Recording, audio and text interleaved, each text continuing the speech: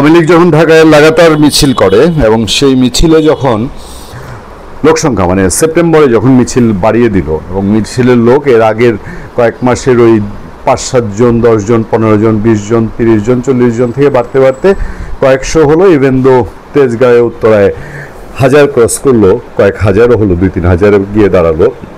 তখন আমি আপনাদেরকে বলেছি যে আমার কাছে মনে হচ্ছে কোথাও রাজনৈতিক হিসাবে কিছু একটা কাহিনী আছে। মানে এটা যে সিম্পলি আওয়ামী লীগ হঠাৎ করেই ওই অনলাইনে ক্যাম্পিং করে বের হয়ে যাচ্ছে।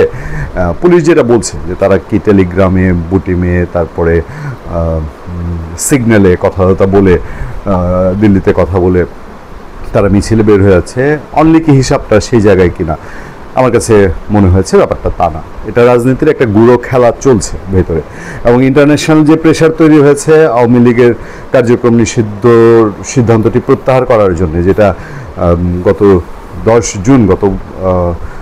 জুনে যেটা সরকার নিয়েছে, অন্তর্বর্তীকালীন সরকারের উপদেষ্টা পরিষদ যেটা নিয়েছে, বা এর আগে নভেম্বরে ছাত্রলীগকে নিষিদ্ধ করা হয়েছে, এইসব বিষয়ে ইন্টারন্যাশনাল কমিউনিটির যে প্রেশার এবং প্রকাশ্য এখন হিউম্যান রাইটস ওয়াচের সহ তাদের যে আরও কিছু সংগঠনের প্রেশার, এই প্রেশারগুলো আসার পরে আমার কাছে খটকা লেগেছে। মানে 3 স্তরে বিষয়টা ঘটছে। একটা হচ্ছে ইন্টারন্যাশনাল কমিউনিটির প্রেশার, এটার সঙ্গে যোগসূত্র আছে দেশের ভেতরের কোনো একটা অংশের রাজনৈতিক দর কষাকষি চলছে এবং আওয়ামী লীগ আবার তার স্ট্রেংথটাও বাড়ানোর চেষ্টা করছে, দেখানোর চেষ্টা করছে যে না, তার সে ফুরিয়ে যায়নি। এই সব মিলে ঢাকা শহরে 25টা জায়গায় আমরা বলছি তুফান করেছে বলতে কি, তো যারা আওয়ামী লীগ বিরোধী শিবির তাদের জন্য তুফান তুলে ঢাকায় হঠাৎ করেই কোনো প্রকাশ্য মেইনস্ট্রিম মিডিয়ার কাভারেজ ছাড়া, সভা সমাবেশের ঘোষণা, বিবৃতি, বিজ্ঞাপন, প্রেস কনফারেন্স ছাড়া ঢাকার 25 জায়গায় এবং ঢাকার বাইরেও শোনা গেছে সাতক্ষীরা এইসব এলাকায় আওয়ামী লীগ ছাত্রলীগের মিছিল পুলিশ স্বীকার করছে। প্রথম আলোর রিপোর্ট যেটা আছে, আমরা যাদের কথা বললাম প্রথম আলোর অনেকটা ম্যাক্সিমামটা এই রিপোর্টের রেফারেন্স ধরে এখন যা বলার, যে ঢাকায় 6 জন গ্রেফতার হয়েছে, অক্টোবর মাসে টোটাল 80 জনের মতো গ্রেফতার হয়েছে, সেপ্টেম্বরে গ্রেফতার হয়েছিল প্রায় 250 জন, 244। পুলিশ বলছে তারা খবর পেয়েছে এই ধরনের নিষিদ্ধ কার্যক্রম ফেরানোর জন্য তারা চেষ্টা করা যাচ্ছে।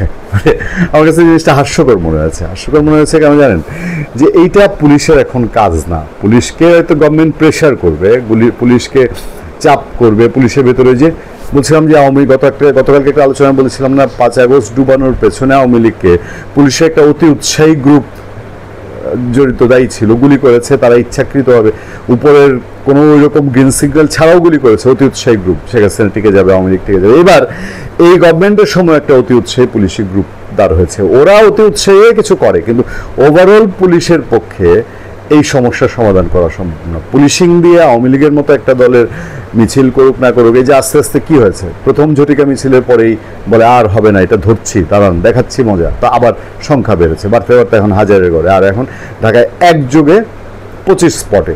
তো এটা পলিটিক্যাল সমাধান লাগবে এবং ইন্টারন্যাশনাল কমিউনিটি মিলিয়ে আগামী দিনের খেলা আমার যা মনে হচ্ছে সেটা সবটাই এই নির্বাচন হোক না হোক, ডক্টর ইউনূস পালাক না পালাক, এটা আওয়ামী লীগ সংক্রান্ত একটা আলাদা সমীকরণ হবে। সেই সমীকরণের সঙ্গে জামাতে ইসলামী বিএনপির ইনভলভমেন্ট থাকবে। জামাতে ইসলামী বিএনপি আওয়ামী লীগকে ফেরানোর জন্য এক হয়ে যেতে পারে, একদম কট্টর এক অবস্থায় নিতে পারে, কিন্তু ওই যে আওয়ামী লীগ যে স্টিম রোলার নীতি গ্রহণ করেছিল জামাত বা বিএনপির ক্ষেত্রে, বিএনপি এবং জামাত যদি এই স্টিম রোলার পলিসি গ্রহণ করে, যেটা জামাত করেনি আর বিএনপি করেছে গত 1 বছর, আওয়ামী লীগ দেখলে স্টিম রোলার চালানো, সেই জায়গায় যদি এখনো কন্টিনিউ করে, সেটার মূল্য যারা করবে, আওয়ামী লীগ যেমন মূল্য দিয়েছে সেমন মূল্যই দিতে হবে। আমার ধারণা বিএনপিকে সংশোধন এবং এই গভর্নমেন্ট যেরকম ফেসে গেছে আওয়ামী লীগের নিয়ে ভুল পলিসি করে, সে একটা স্বাধীন কমিশন করে নাই, এদের সত্যিকার প্রভাবশালী, সত্যিকার অপরাধী, দুর্নীতিপরায়ণ, অত্যাচারী, অপশাসনকারী, ভোট চুরিকারী এই সবদেরকে তারা কোনো শাস্তির আওতায় প্রপারলি আনার ব্যবস্থা করে নেই। অনেক সময় আজগবি গোবেলেসিও কিছু অভিযোগ দিয়ে কিছু লোককে জেলে নিয়েছে। এই ধরনের পলিসিটা এই গভর্নমেন্ট যেরকম এখন মূল্য দিচ্ছে, হিমশিম খাওয়া অবস্থা, বিএনপি যদি ওই ধরনের পলিসিতে যায়, সে যদি তার পলিসি চেঞ্জ না করে, রাজনৈতিক সমাধান না করে, তাহলে বিএনপিকে ভবিষ্যতে এই আওয়ামী লীগের মতোই মূল্য দিতে হবে। ভালো থাকবেন, সুস্থ থাকবেন। আপনাদের সাথে আমি আতিক রহমান, পূর্ণিয়া।